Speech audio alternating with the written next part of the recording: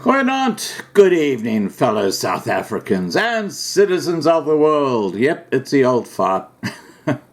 Now, a few days ago, I told you about the sewerage issue. In Durban, raw sewage pouring into the harbour. Huge amounts of raw sewage pouring into the harbour. It's become basically a cesspool.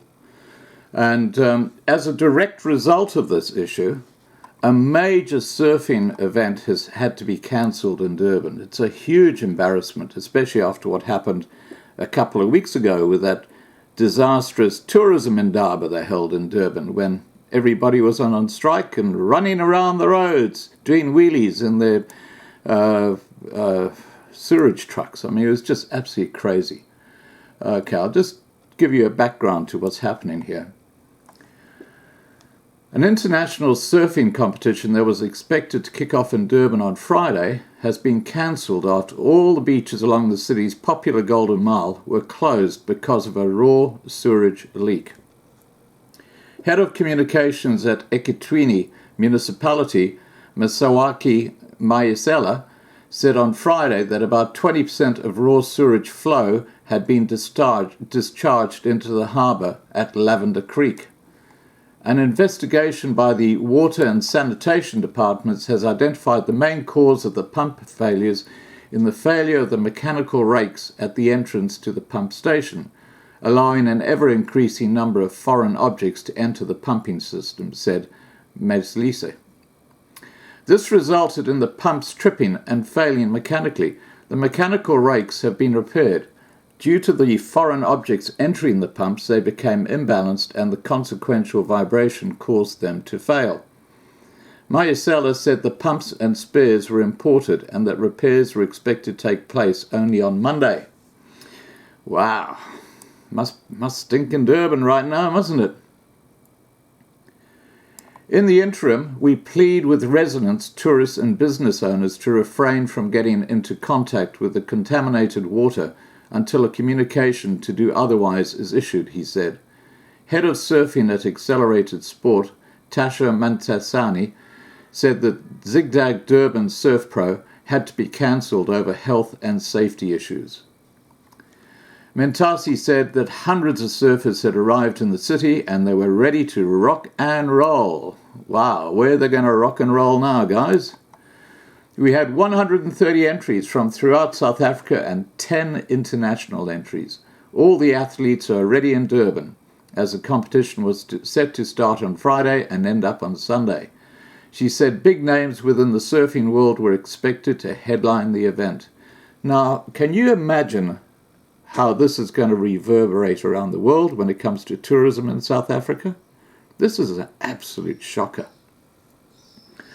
From a South African point of view, we had the best surfers in the country signed up and ready to compete. The likes of Aiden Massenkamp, the 2018 World Surfing League champion, and Matthew McGillivray, South Africa's highest-seeded surfer on the WSL qualifying series.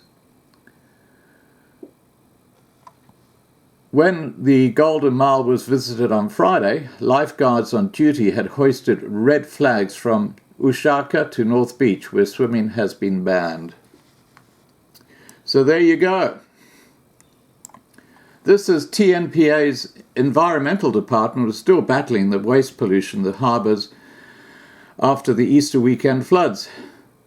The authorities said on Thursday night that pollution control teams were working around the clock to clear the port's water service of huge volumes of plastic waste and vegetation which made its way into the port following the recent heavy rains in the region.